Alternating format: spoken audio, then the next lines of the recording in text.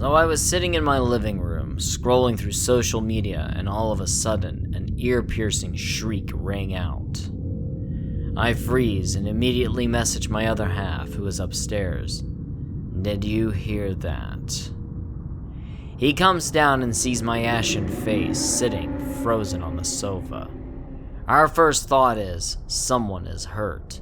We live in the middle of nowhere. Behind our house, there are huge orchards and some woods, and not long ago there were 2 murdered women found in our area.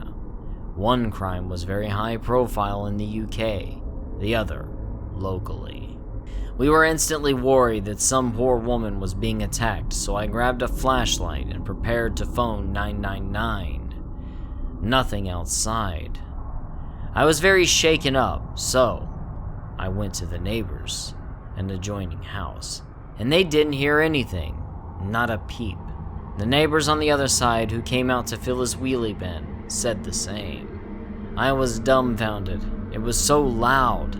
It sounded like it was coming from inside the house. It was that loud. Neighbors suggested a fox. If anyone has ever heard mating foxes, you'll know that it sounds awful. But this was not a fox screech.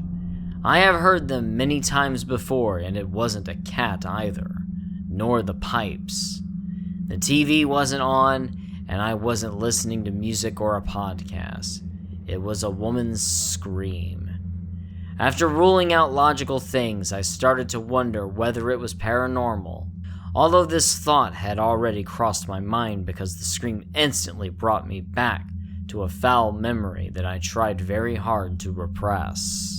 Many years ago, when I lived with my mother, I saw through the living room window a car parked outside the house that I thought I recognized. It looked like my granddad's car. There was a woman sitting in the back seat. I peered through the window to see if it was my nan, aunt, or cousin. I was excited for an unannounced family visit. Then the woman, who did look a bit like my aunt, turned to look at me through the window. I could see that her face was ashy gray. Her mouth opened unnaturally wide, her jaw dropping further than it should be able to. Then, right in my ear, the loudest, shrillest scream I had ever heard. I dropped to the ground, out of sight of the window and the woman. Mother found me on the floor. I don't know how much time had passed, but I was too scared to move. The next morning, we get the news that Granddad had died in his sleep. Years later, I learned about the Banshee. For anyone who doesn't know, the Banshee is a figure in Irish and Welsh mythology. She is an omen of death. Before a death or fatal illness, injury, she will appear to the forsaken person's family and scream or wail. I live in England, but my family on both sides are Irish, and on my father's side, Welsh. I had heard the term Banshee, but didn't know what it meant. I had only heard it used by older relatives who were describing a particularly unpleasant or shrill woman. Would you get a load of her squawking? Sounds like a bloody banshee. I assumed it was an old-fashioned term for a noisy woman. There are a lot of those. It was only a few years later, when I got interested in mythology, that I found out what the term actually means, and that I had encountered one. So, was that what I heard the other night? I text my parents to see if they were okay. "Sorry it's late. Weird question. You good?" And they both replied that they were fine. My nan, only living grandparent, has cancer and is about to have an important scan. My dad was fine, but also needed a scan. Mother was doing well, but informed me that a great aunt had died, although she passed 10 days before the scream. So if it was for her, the Banshee was very late. None of these things were out of the blue. Nan had been sick for a long time. Dad is getting on in years and scans are regular. And the great aunt was 90 and had been in the hospital for some time leading up to her passing. So the Banshee, if that is indeed what the scream was, couldn't be related. Sorry for the essay, and thank you for taking the time. I am honestly quite anxious, and it's still ringing through my head.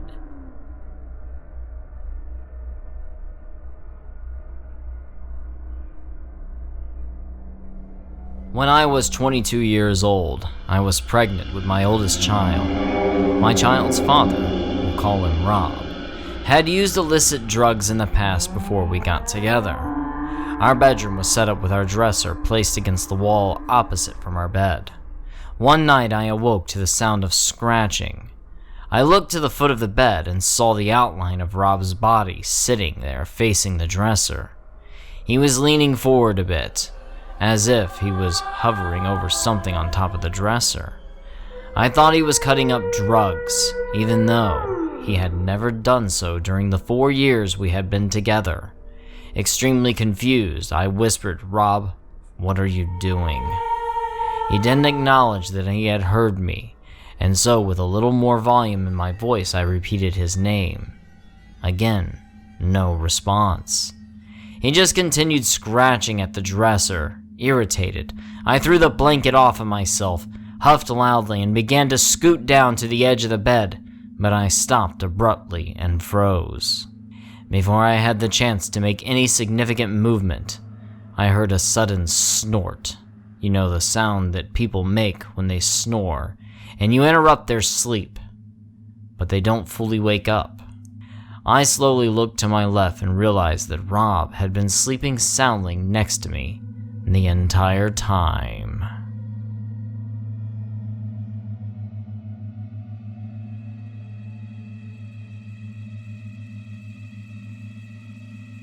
A bit of context. I started work as a cleaner in a hospital a month ago. For the last 2 weeks, I have been working in a department that is for cleaning and sanitizing theater equipment. Another little bit of context. The department was formerly a theater 20 plus years ago. There was a few days last week that I had to work on my own. Normally, 2 people work in this department, because there are 2 sections to this department. A couple creepy things happened to me. The first night, I heard an elderly man say my name as clear as day in my ear around 11:30 p.m. I was 100% alone, because I was finishing cleaning the whole department, and there was absolutely no one other than myself there. I nearly lost myself. I came to terms with the fact that a lot of people have unfortunately passed in this department. The next night, things were fine. Nothing out of the blue happened. Sunday, however, I was polishing some steel when a handprint slowly started to appear. This happened 3 or 4 times. Each time I would polish the handprint away. After the 5th time it happened, I got angry. I only had 4 hours to clean a huge department, 2 bathrooms, 2 sluice rooms, and a kitchen, as well as polish and shine a lot of steel. What I'm saying is, I went to work early to get my work done, and I didn't get it all finished because of how much there was to do. So, I said, "Do you realize how disrespectful that is? I don't have enough time or patience to clean this whole place to the standard that is expected, and here you are messing up the work I just did. Now if you don't mind, but the next time you do that, I'm out and you can clean this place yourself. Got it?" All sounds stopped, and 10 seconds later I heard an awful lot of typing. I got super embarrassed thinking someone heard me giving out to something that might not be there. I checked the department only to find I was the only one there. I went back to the room I was in, only to see the keys of the keyboard getting pressed left, right, and center. I just stood there like, no. I finished polishing the steel and mopped the floor and got the hell out of that department. I almost died when I got out of the department, and I ran into a care assistant who was getting some tools that was needed for a labor. She asked me if I was okay, so I told her that the department was creepy. She ended up telling me that the department was used as a temporary morgue for a few days, about a month or two before I started. I can't describe how happy I was when I saw that it was time for me to clock out.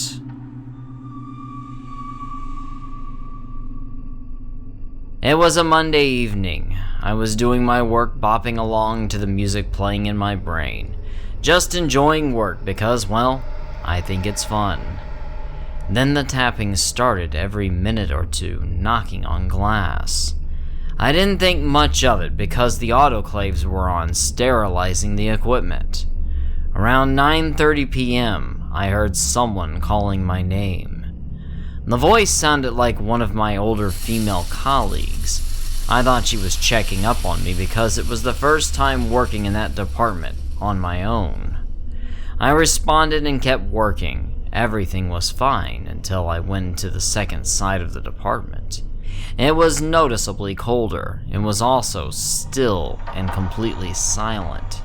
You could hear a pin drop. I could have been on edge from the tapping, but the room was all round creepy. I finished the physical side of my work earlier than expected, so I sat in the break room and did some paperwork. That's when I was scared to the verge of tears. I was drinking a cup of coffee when out of nowhere, the voice of an elderly man said my name in a very aggressive tone of voice. I was completely on my own, no one anywhere within hearing distance. I checked the corridor to be sure. I wasn't gonna stay there, so I raced to finish up my paperwork. As soon as I was doing that, something pinched my leg really hard. I just left. I put my paperwork away and left. I woke up the next morning with a huge bruise on the inside of my leg that was pinched, but what creeped me out the most was the handprint that was on my shoulder. I still have the bruise on my leg, however, the handprint faded minutes after I saw it.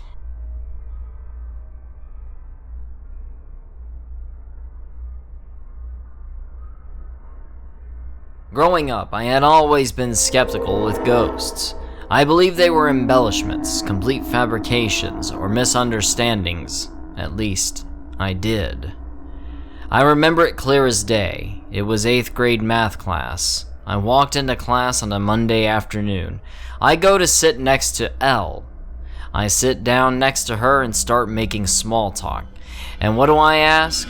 "Hey Elle, what did you do this weekend?" She responds by telling me she had a sleepover with her friends at her house, and they had a Ouija board they messed around with. I had never believed in them before. They were just the manifestation of group psychology. So, me being a skeptic, I asked her if they talked to any spirits sarcastically. Surprisingly, she said yes, it was a dog, according to the spirit, that had been following her around for a year. I thought there was no way. So I say to her, "You're full of it, Elle. If there's a spirit, why doesn't it do something?" She insists that it was real, to which I scoffed it off. Well, 20 minutes later, I go to the men's restroom. I'm in there by myself and go to the sink to wash my hands. Above the sink is a mirror screwed into the brick wall. Well, I'm looking down at my hands washing them, and as I'm looking down, I watch a screw fall into my hands into the sink. Thinking, what the hell? I look up and see the top screw in the mirror is missing, and as I'm looking up, I watch the top left screw fall out of the mirror and onto the ground.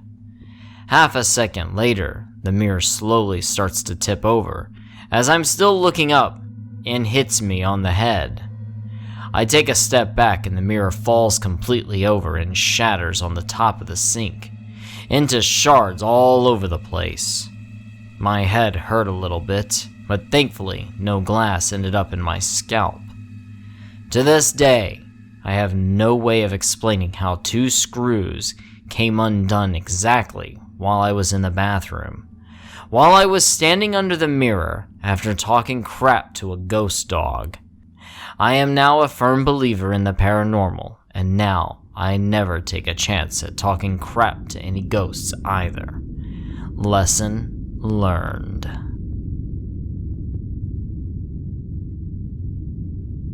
Thank you for watching, and if you enjoyed this video, please give a like, leave a comment, and subscribe.